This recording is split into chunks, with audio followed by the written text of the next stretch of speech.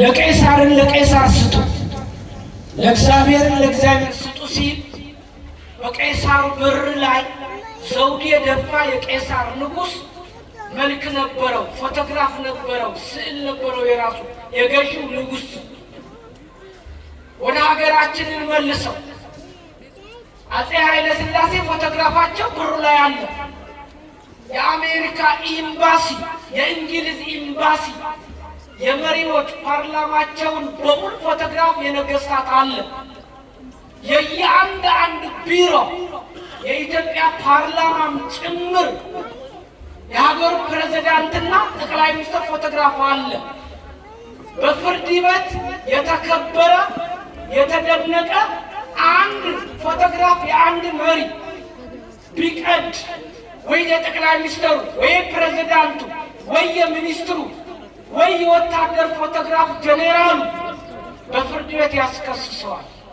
በቤተ ክርስቲያናችን ደግሞ የድንግል ማርያም ስዕል አድኖ መቅደድ ወንጀል ነው። የመስቀሉ ስዕል ወንጀል ነው። ክብር ለሚገባው ክብር ስጡ። ሮሜ 13 ያዙ። ስዕል አድኖ የራሳችን ፎቶግራፍ ልጆቻችን ቢቀዱ ለምን እንዳትቀዱ ልዩ ቦታ ነው የምንሰጠው።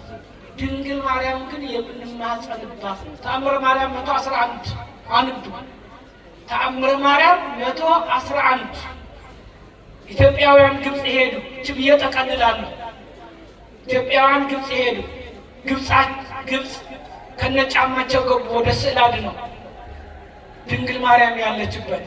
ኢትዮጵያውያን በሀገራቸው ጫማቸውን አውልቆ ጸሎት ቤት ነው መግባት የጀመሩ።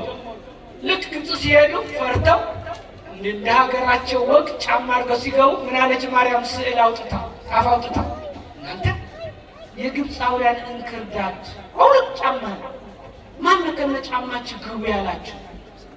ይሄ ግብፃውያንን ለምን ጫማቸው አውልቀው ሲገቡ ድንግል ማርያም ስዕል አድኖ አፍ አውጥታ ጫማቸውን እንዲያወልቁ ወደ ስዕል ቤት እንዲገቡ አደረገች። ይቆየን።